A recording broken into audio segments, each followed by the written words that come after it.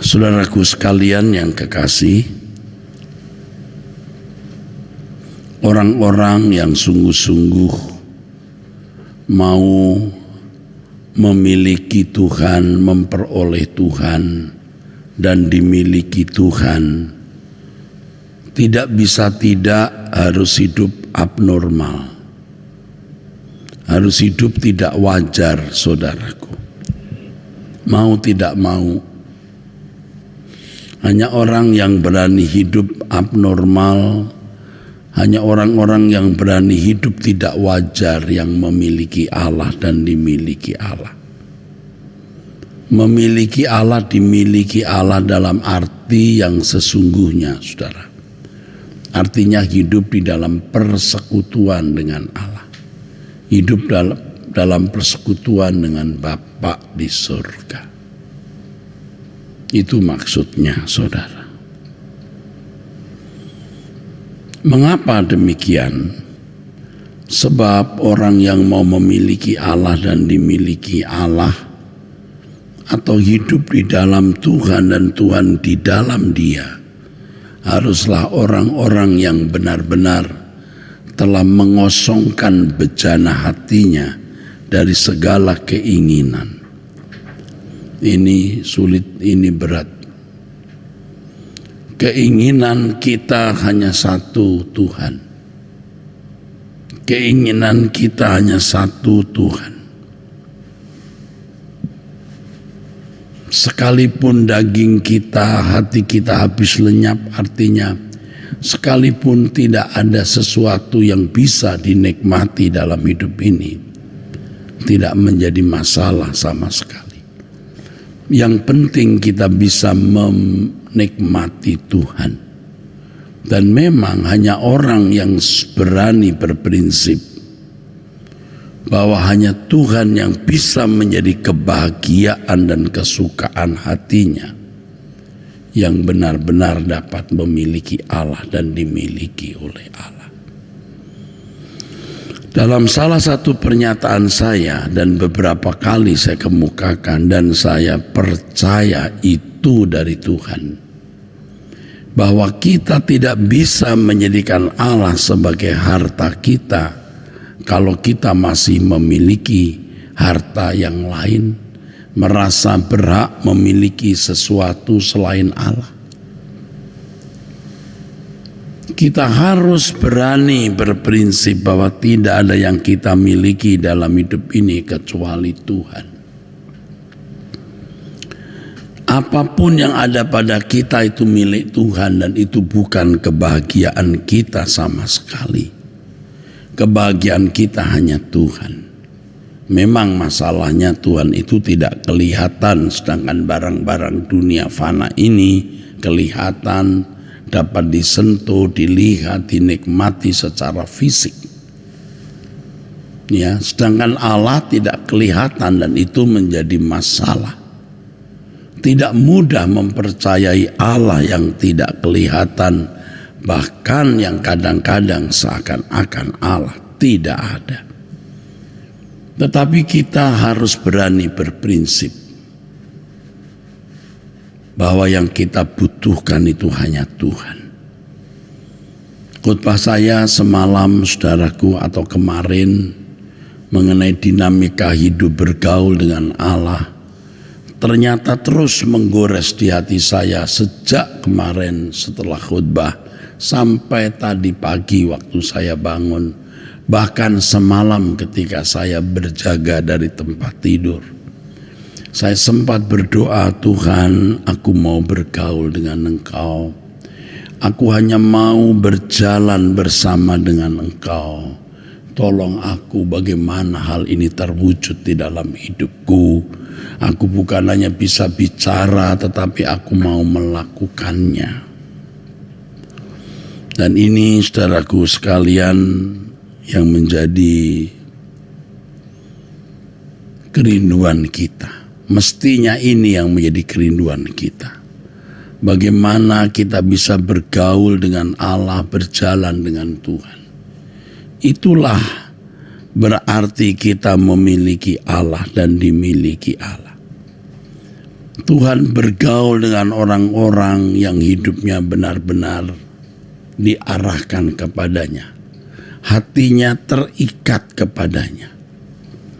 Di sini kita menemukan kebenaran atau memahami kebenaran Tuhan, kebenaran dari pernyataan Tuhan Yesus. Ya, di sini kita baru mengerti mengapa Tuhan Yesus mengatakan orang kaya itu sukar masuk surga. Bukan tidak bisa, sukar, saudaraku. Karena kekayaan itu bisa membelenggu hati. Tapi tentunya bukan berarti orang miskin jadi mudah. Orang miskin yang ingin kaya terikat dengan kekayaan dunia ini pun susah masuk surga, sukar masuk surga. Saudaraku sekalian, jangan ada ikatan apapun di dalam hati kita. Kalau kita benar-benar memiliki tekad, kalau saudara benar-benar memiliki tekad, kalau saudara benar-benar memiliki niat untuk memiliki Allah dan dimiliki Allah, maka kita rela melepaskan semua kesenangan-kesenangan dunia dan segala keterikatannya. Dan tentu kehidupan seperti ini, kehidupan orang yang tidak wajar di mata manusia. Bukan hanya di mata orang-orang non-Kristen atau orang-orang di luar gereja, tapi orang-orang di dalam gereja sendiri yang masih duniawi akan memandang saudara benar-benar abnormal, benar-benar tidak wajar. Tetapi inilah kehidupan yang berkualitas tinggi. Pergaulan dengan Allah, berjalan dengan Allah sejak di bumi ini akan kita bawa terus sampai kekekalan. Dan itulah harta abadi kita, yaitu Tuhan sendiri. Saudara, coba kita ingat, Tuhan ingin memiliki kita bukan karena apa-apa, saudara. Bukan karena kita pintar, cakap, atau apapun. Tapi karena kita memiliki hati yang mengasihi Dia. Hati yang mencintai Dia. Hati yang menghormati Dia. Hati yang takut akan Dia. Hati yang bersedia melakukan apapun yang Allah kehendaki. Sehingga kehidupan kita benar-benar melayani perasaan Allah, yaitu menyenangkan dan membahagiakan hatinya. Dan Allah dibahagiakan oleh orang-orang seperti ini. Ini harus menjadi pilihan kita. Kita memilih menjadi orang-orang yang benar-benar menyukakan hati Allah. Kita benar-benar memilih menjadi manusia yang menjadi kesukaan penghiburan bagi Allah. Kita akan sangat menyesal kalau kita tidak mengusahakan ini dengan sungguh-sungguh. Ketika kita ada di kekekalan, oh saudara, kalau kita tidak melakukan apa yang sekarang ini kita dengar, kita akan sangat menyesal. Nah, sebelum waktu ini habis, sebelum kesempatan ini berlalu, mari kita sungguh-sungguh, ya, berjuang untuk memiliki Allah dan dimiliki Allah. Mari kita membuang, saudaraku, semua hal yang mengikat hati kita, apalagi dosa, apalagi sesuatu yang bertentangan dengan standar kesucian Allah. Harus kita buang. Berani abnormal, berani tidak wajar, Anda baru menjadi normal dan wajar di mata Allah. Normal is not enough. Normal tidak cukup. Orang yang masih mau hidup normal dan wajar tidak akan pernah memiliki Allah dan dimiliki oleh Allah. Demikian pesan Tuhan, nasihat Tuhan untuk kita hari ini, pagi ini, saudara. Hari ini kita akan doa puasa. Silahkan saudara yang mau puasa sampai jam berapa terserah, yang jelas di atas jam 12. Tapi saya ingin makan nanti setelah matahari terbenam. Biasanya saya makan bisa jam 4, jam 5, bisa setengah 4, besoknya jam 4 lagi. Tapi hari ini saya bertekad untuk tidak makan sampai matahari terbenam.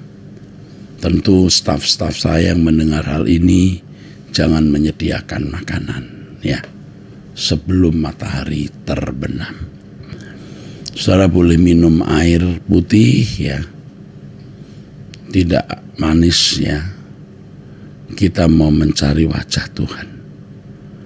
Kita rindu perubahan, itu saja. Kita rindu pemulihan. Oke, mari kita berdoa. Bapa di dalam surga, berkati, rahmati doa puasa kami hari ini. Urapi dan berkati doa bersama nanti 6:30 malam. Bapa, kami mau menerima lawatan-Mu. Kami pokoknya sungguh-sungguh mau memiliki Engkau dan Engkau memiliki kami. Kami bersedia hidup tidak normal, tidak wajar Bapa.